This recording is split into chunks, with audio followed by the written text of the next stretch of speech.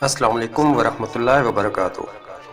قبر کے پہلے 24 گھنٹے ذرا آنکھیں بند کیجئے اور یہ سوچئے کہ اگر آج رات سونے کے بعد آپ کی آنکھ نہ کھلے تو کیا ہوگا۔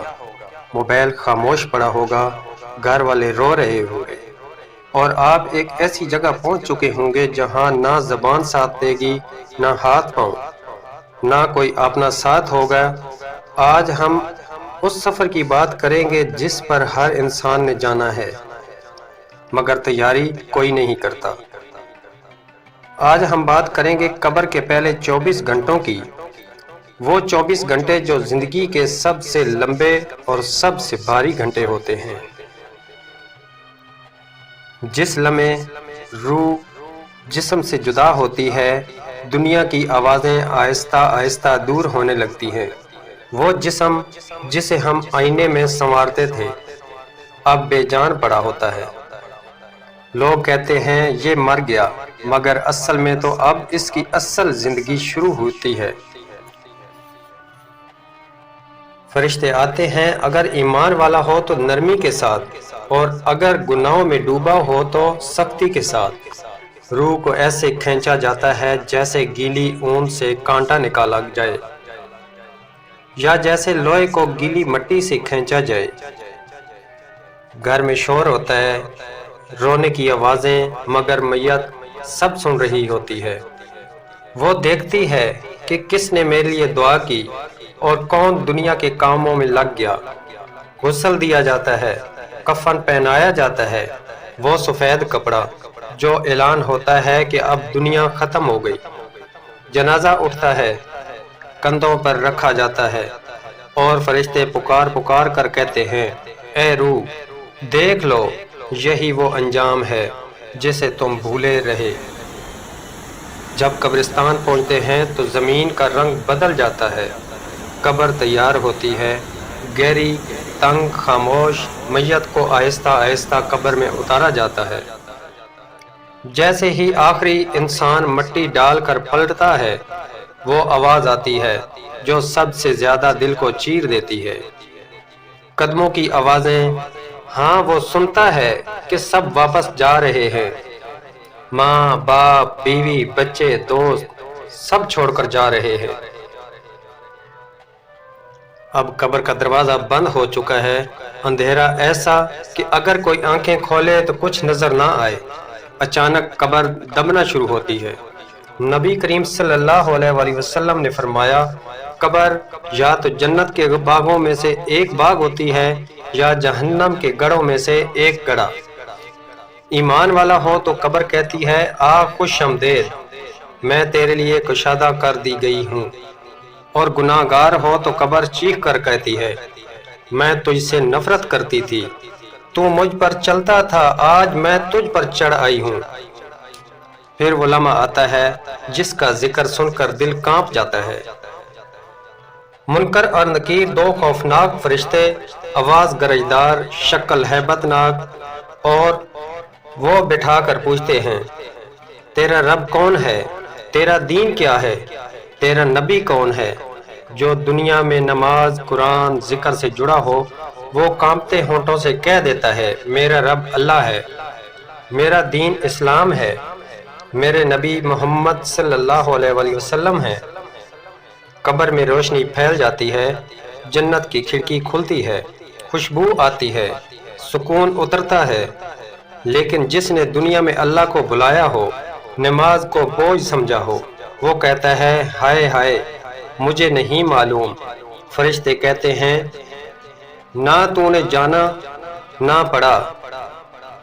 پھر قبر تنگ ہوتی چلی جاتی ہے، پسلیاں ایک دوسرے میں گھس جاتی ہیں اور عذاب شروع ہو جاتا ہے۔ یہ سب پہلے 24 گھنٹوں میں ہو جاتا ہے۔ پہلی رات سب سے بھاری ہوتی ہے، اندھیری، خاموش، تنہا، نہ موبائل، نہ روشنی، نہ کوئی آواز، صرف اعمال ساتھ ہوتے ہیں۔ اگر نماز پڑھی ہو تو نماز سایہ بن جاتی ہے، قرآن پڑھا ہو تو روشنی بن جاتا ہے، صدقہ دیا ہو تو ٹھنڈک بن جاتا ہے، اور اگر گناہ کیے ہوں تو وہ سانپ اور بچھو بن کر ڈسنے لگتے ہیں۔ یہ 24 گھنٹے فیصلہ کرتے ہیں کہ آگے کیا ہوگا، سکون یا عذاب، راحت یا پچھتاوا۔ اور افسوس یہ ہے کہ اس وقت پچھتانے کا کوئی فائدہ نہیں۔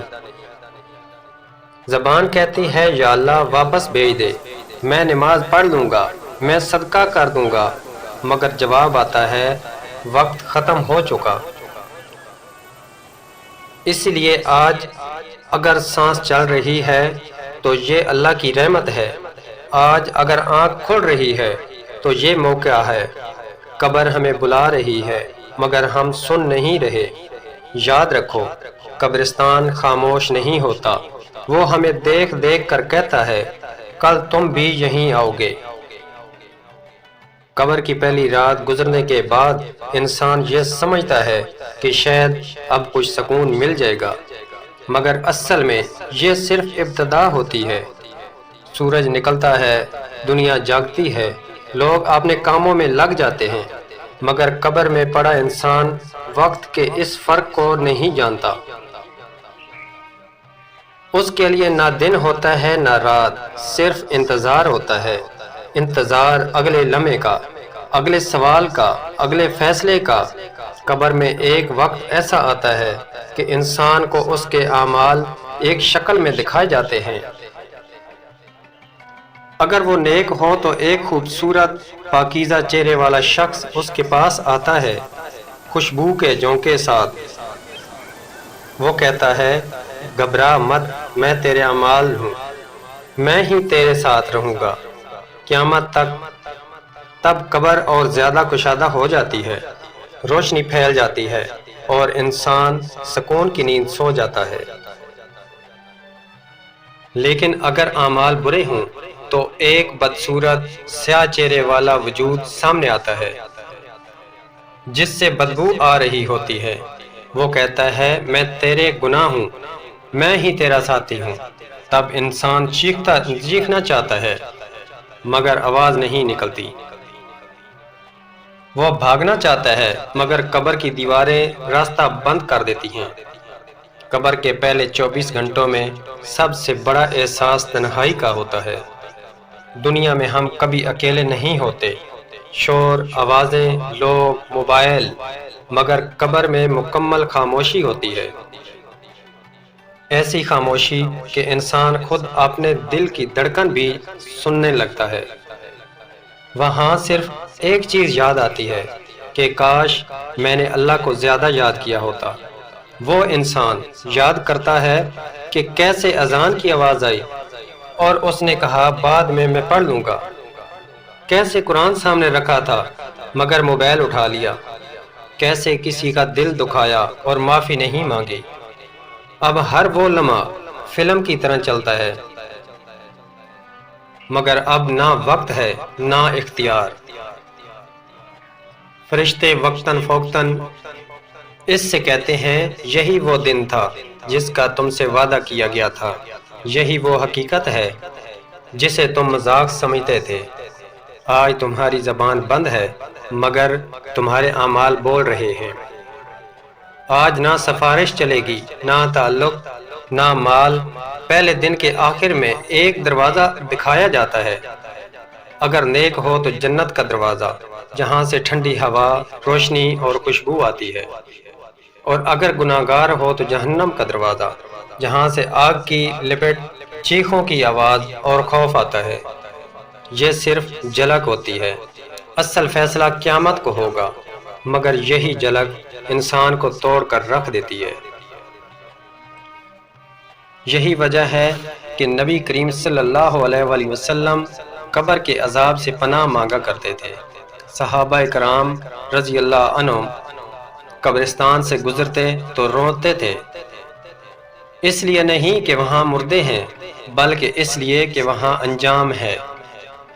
اگر آج کوئی قبرستان جا کر خاموش کھڑا ہو جائے تو اسے محسوس ہوگا کہ قبریں بول رہی ہیں، کہہ رہی ہیں ہم کل تم جیسے تھے اور تم کل ہمارے جیسے ہو جاؤ گے۔ فرق صرف اتنا ہے کہ ہمیں موقع نہیں ملا، اور تمہیں ابھی ملا ہوا ہے۔ یہ 24 گھنٹے انسان کو بتا دیتے ہیں کہ اصل کامیابی کیا ہے۔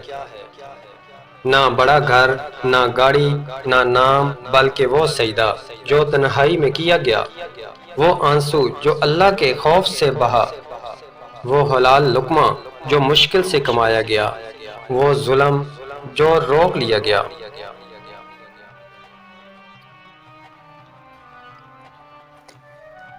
میرے بھائیوں بہنوں، اگر یہ کہانی سنتے ہوئے آپ کے دل میں ایک لمحے کو بھی یہ خیال آیا ہو کہ مجھے بدل جانا چاہیے، تو سمجھ لیجئے یہ اللہ کی طرف سے بلایا ہوا لمحہ ہے۔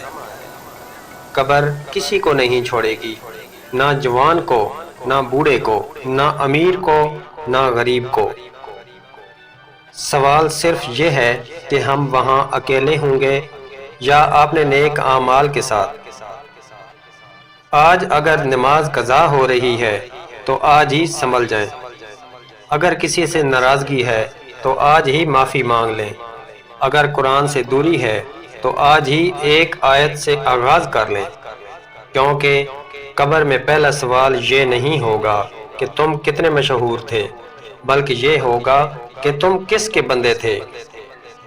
اگر آپ چاہتے ہیں کہ ایسی ہی سچی، عبرتناک اور دل کو جھنجھوڑ دینے والی اسلامی کہانیاں آپ تک پہنچتی رہیں تو ویڈیو کو لائک کریں، چینل کو سبسکرائب کریں اور کمنٹ میں ضرور لکھیں کہ یہ کہانی آپ کے دل پر کیا اثر چھوڑے گی۔